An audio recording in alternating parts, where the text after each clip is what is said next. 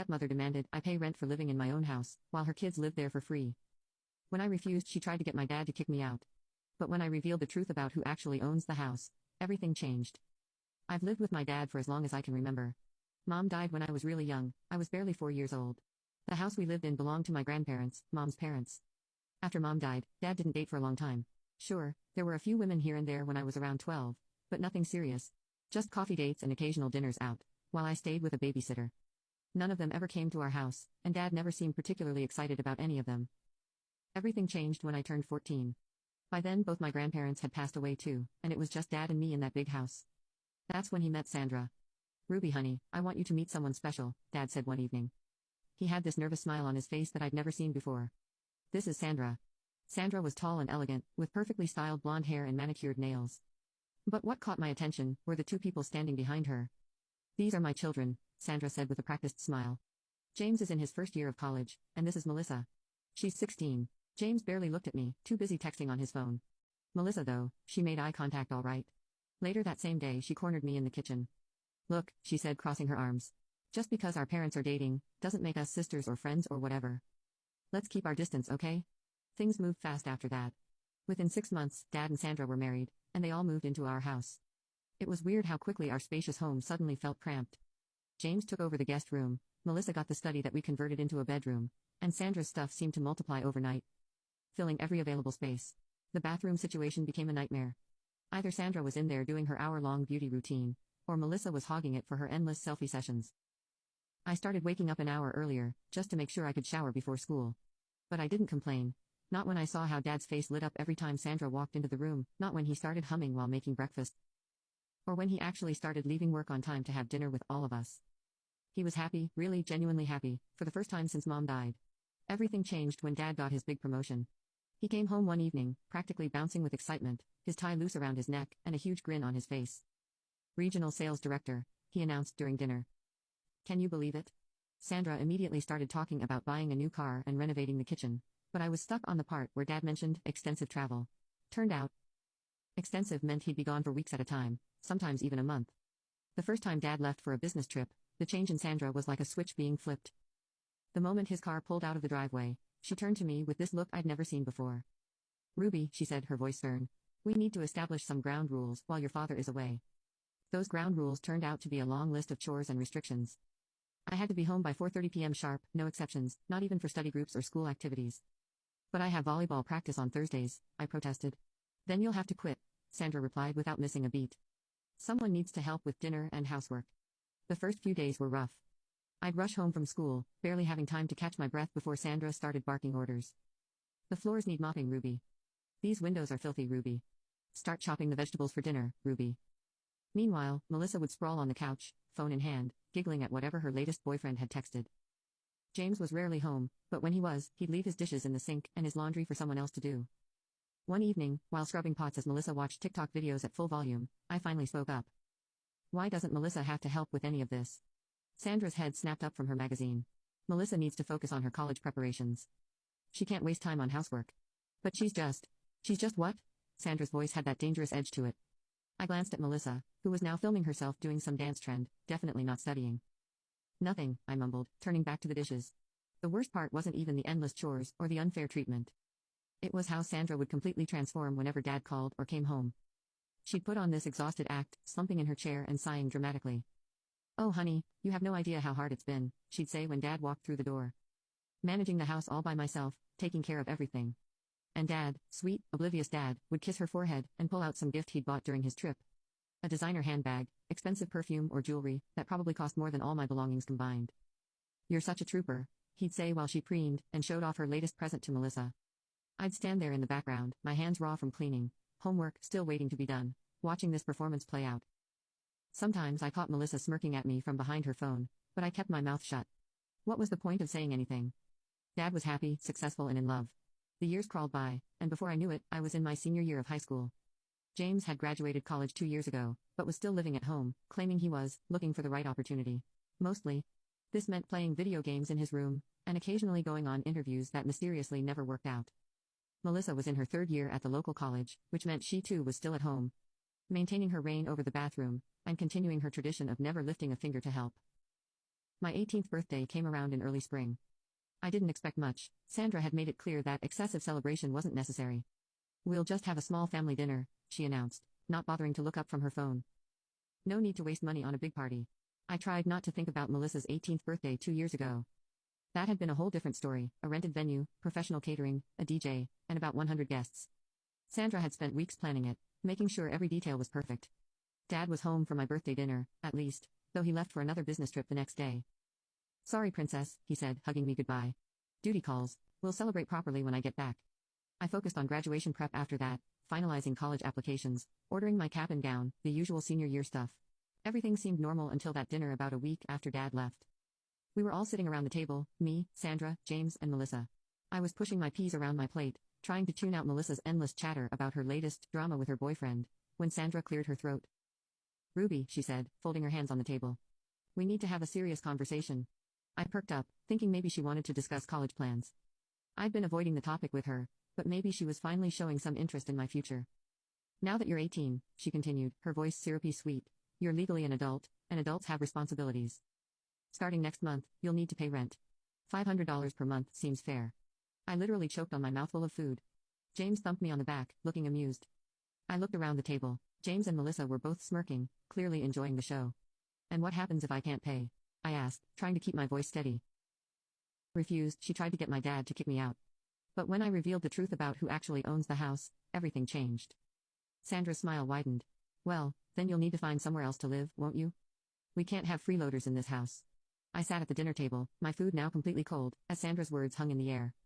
The unfairness of it all, the years of being treated like a servant, while her children lounged around, and now this. Something inside me finally snapped. So let me get this straight, I said, my voice surprisingly calm. James, who graduated college 2 years ago and spends his days playing video games, doesn't have to pay rent. Melissa, who's in her 3rd year of college and has never done a single chore in this house, also doesn't have to pay rent. But I do. I've made the decision that my children don't need to pay rent while they're getting established, Sandra replied, dabbing her mouth with a napkin. A strange sort of calm came over me then. Maybe it was all the years of bottled-up frustration, or maybe it was just time for the truth to come out. I felt myself smile, not my usual attempt to keep the peace smile, but something different, something that made Sandra's own smile falter slightly. Well, that's interesting, I said, leaning back in my chair. I won't be paying rent because this is my house. The silence that followed was deafening. Then James started laughing, followed by Melissa's high-pitched giggle. Sandra joined in too, but her laugh had an edge to it. What are you talking about? She asked between chuckles. This house belongs to me, I repeated, not breaking eye contact. My grandparents put it in my name before they died. The laughter died as they took in my expression. Sandra's face went through a series of emotions: amusement, confusion, disbelief, and finally something close to panic. That's ridiculous, she spluttered, reaching for her phone. I'm calling your father right now. Her manicured nails tapped aggressively at the screen, as she put the phone on speaker. The dial tone seemed to echo through the kitchen. Hello? Dad's voice crackled through the speaker. David, Sandra's voice was tight, controlled. Ruby is telling some interesting stories about the house. She claims it belongs to her. That's not true, right? The silence on the other end stretched for what felt like forever. When Dad finally spoke, his voice was hesitant. Well, Dad cleared his throat. Actually, my in-laws put it in Ruby's name before they passed. I didn't think. You didn't think to mention this. Sandra was practically screeching now. How could you not tell me this? I didn't think it was important, Dad said weakly. It never seemed relevant. Not relevant? Sandra's face was turning an interesting shade of red. Not relevant that your teenage daughter owns our house? She hung up before Dad could respond, nearly throwing her phone onto the table. The kitchen was silent, except for the hum of the refrigerator. James and Melissa were staring at me like they'd never seen me before. Sandra took several deep breaths, visibly trying to compose herself. When she finally spoke, her voice was artificially bright, though I could hear it trembling slightly. Well, she said, forcing a laugh that sounded more like a hiccup. This has all been a big misunderstanding. Of course, you don't need to pay rent, Ruby. Let's just forget this whole conversation happened, shall we? I'd lost my appetite completely. Without a word, I stood up and left the kitchen, heading for the stairs. As I climbed to the 2nd floor, I could hear urgent whispers coming from below, Sandra's harsh voice mixing with James and Melissa's agitated tones. By 6 the next morning, I was already awake, staring at my ceiling, and thinking about how everything had changed in just a few hours. Around 7, I heard movement downstairs, the familiar sound of Sandra making her morning coffee. I was about to head down for breakfast, when I heard her voice, floating up from the living room. She was on the phone, her tone hushed but intense. David, you need to do something about this situation, she was saying. Your daughter can't just, we need to get her to leave. I froze on the stairs, holding my breath to hear better. I know it's her house, David, Sandra continued, frustration evident in her voice. But she's making things difficult. She doesn't fit in here anymore. She's becoming a problem. There was a pause while Dad spoke. Even from where I stood, I could hear the uncertainty in his voice. But Sandra, it is her house. I can't just kick her out. Nobody's talking about kicking her out. Sandra's voice took on that syrupy sweet tone she used when she was manipulating someone. We just need to guide her in the right direction. What about those colleges she applied to, the ones in other states? You could encourage her to go to one of those. Tell her it would be good for her independence. My stomach clenched as I heard Dad's response. Maybe you're right, he said reluctantly. I'll talk to her about moving away for college. It might be better for everyone. I waited until Sandra hung up before walking into the kitchen, keeping my face carefully neutral. I busied myself with getting a bowl and some cereal, pretending I hadn't heard anything. James and Melissa shuffled in shortly after, both looking like they'd rather be anywhere else. Sandra swept in last, her phone still in hand. Good morning, everyone, she said brightly, as if last night had never happened. We all sat there, the only sound the crunching of cereal and the occasional clink of spoons against bowls.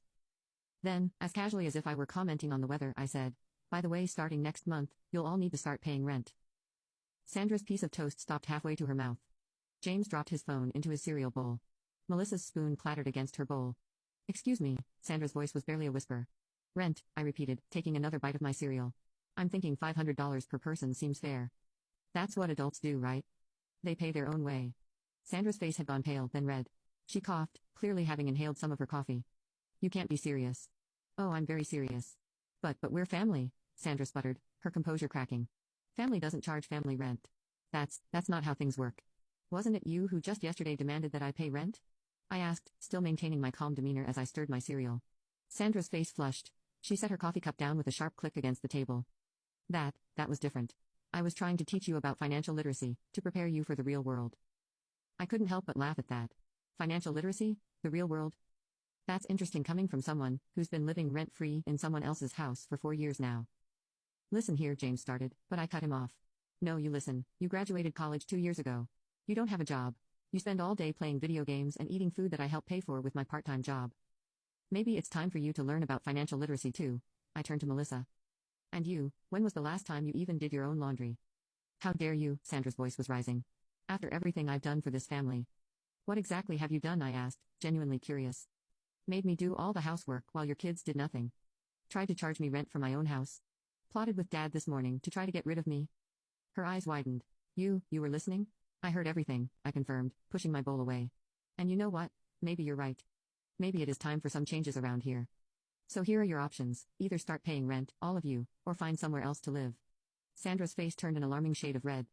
This is revenge. You're just a spiteful, cruel child who's jealous of my children. Paying rent? Melissa scoffed, finally finding her voice. Or what? Are you going to kick us out of the house, you ungrateful little brat? James joined in, standing up so fast his chair fell backward. After we welcomed you into our family. Your family? I kept my voice level even as they all started shouting. This is my house, my grandparents' house. You're the ones who moved in here, remember? You'll regret this, Sandra hissed, pushing away from the table. You have no idea what you're doing. James, Melissa, pack your things. We're leaving. I watched in silence as they stormed off, thundering up the stairs. Sandra paused at the doorway, turning back to me with eyes full of venom. You'll pay for this, she spat. Your father will hear about everything. I just sat there, finishing my now soggy cereal, as the sound of drawers slamming and angry muttering filtered down from upstairs. Within an hour, they had thrown some bags together, and were stomping out the front door. Sandra didn't even bother closing it behind her, just stormed out to her car with James and Melissa in tow. I refused. She tried to get my dad to kick me out. But when I revealed the truth about who actually owns the house, everything changed. The house felt strange in its newfound silence. I wandered from room to room, straightening things they'd left askew in their hurried departure, trying to process everything that had happened. It wasn't until mid-afternoon that my phone rang. Dad's name flashed across the screen. I took a deep breath before answering. Hello? What the hell do you think you're doing? Dad's voice exploded through the speaker. I had to hold the phone away from my ear. Sandra just called me in hysterics. How could you be so cruel? Something inside me snapped. After years of trying to keep the peace, of staying quiet, of being the good daughter, I'd had enough. Cruel? I cut him off mid-rant. That's interesting, Dad. Where was all this concern about cruelty when your wife tried to charge me rent for living in my own house? Did you think that was kind? There was a pause on the other end of the line. When Dad finally spoke again, his voice was quieter, uncertain. What are you talking about? Sandra never. Don't, my voice was shaking now. Don't you dare pretend you didn't know. I heard you on the phone with her this morning, Dad, when she was trying to convince you to make me move out. and you agreed to it. Remember that conversation? The silence that followed was deafening. I could practically see him squirming, the way he always did when caught in a lie. Ruby, honey, you don't understand, he finally said, his voice weak. Then suddenly, it hardened again. You're destroying this family, Ruby. Is that what you want? Sandra is threatening to divorce me over this? I sank down onto the couch, the same couch where Melissa used to sprawl for hours while I did her share of the housework. She says she'll divorce you unless I apologize? For what? For owning my own house. For standing up for myself. She's my wife, Dad's voice cracked. She says either you apologize for how you treated her and her children, or she's leaving me. Is that what you want? To ruin my marriage? I looked around the living room at the photos on the walls, mostly of Sandra's family now, with just one small picture of Mom still tucked away in the corner. When I spoke again, my voice was steady. I'm not apologizing, Dad, not for this. The line went dead. He'd hung up on me. My graduation day came and went like a blur. The ceremony was beautiful, but the empty seats in the family section felt like a physical weight on my chest. My best friend Sarah's parents took photos of us together and invited me to their celebration dinner. They didn't mention the obvious absence of my family, but their hugs lasted a little longer than usual. I spent the next couple of days sorting through college acceptance letters and trying to figure out my next steps. The house felt both empty and peaceful until a familiar car pulled into the driveway one afternoon. Dad got out first, followed by Sandra, James, and Melissa. They looked like they were headed to a business meeting rather than visiting family, all dressed up and wearing identical stern expressions. I met them at the door before they could knock. Ruby, Dad said, his voice formal. Sandra stood just behind his shoulder, nodding encouragingly, like he was a puppet, and she was pulling the strings. We've come to resolve this situation. I leaned against the doorframe, waiting. I'm willing to forgive your recent behavior, he continued, choosing his words carefully. We can all move back in, and things can go back to normal. But you need to apologize to Sandra and her children for how you treated them, and of course, drop this ridiculous idea about rent. I looked at each of their faces, Dad's forced smile, Sandra's smug expression, James and Melissa's matching sneers. Years of memories flashed through my mind, countless nights of doing their chores, being treated like a servant. Watching Dad slowly turn into someone I barely recognized. No, I said simply. Dad's facade cracked. Then you leave me no choice. If you can't be reasonable about this, if you can't be part of this family, then I'm done. I'm leaving, and I'm disowning you. Is that what you want? I felt oddly calm as I replied, that's your choice, Dad. You've made it clear who you choose, your wife and her children over your own daughter, just like you've been doing for years. Sandra gasped dramatically. How dare you? You ungrateful little witch. You've always been jealous of my children, always trying to come between us and your father. One more word, I cut her off, pulling out my phone. And I'm calling the police for harassment. Your choice. The threat of police involvement shut her up fast. Dad started gathering the few belongings he'd left behind, working in tense silence.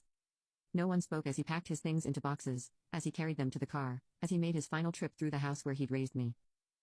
He didn't say goodbye, neither did any of them. They just got in their car and drove away, leaving nothing but tire tracks in the driveway. That was 3 months ago. I'm writing this from my dorm room at Northwestern University, over 1,000 miles from home. The house is being managed by Anderson Real Estate. They found good tenants, a young family with 2 little girls. The rental income more than covers my college expenses, and lets me focus on my studies without worrying about money. I hear bits and pieces about Dad through mutual friends. He's renting a 3-bedroom apartment across town, still at his job with the fancy title and good salary. Sandra got the renovation she always wanted, new granite countertops and stainless steel appliances in someone else's kitchen. James finally found a job, though I hear he still lives at home. Melissa dropped out of college but started a fashion blog. They're living their lives, and I'm living mine. Sometimes, late at night when I can't sleep, I look at old photos from before Mom died, back, when Dad's smile reached his eyes and family meant something different. I wonder if we'll ever find our way back to being father and daughter again. I wonder if he ever thinks about me, if he regrets his choices, if he misses me like I sometimes miss him. Maybe someday Dad will realize what he lost. Maybe we'll find a way to rebuild what broke between us. Or maybe we won't. Either way, I know now that I'm stronger than I ever thought possible.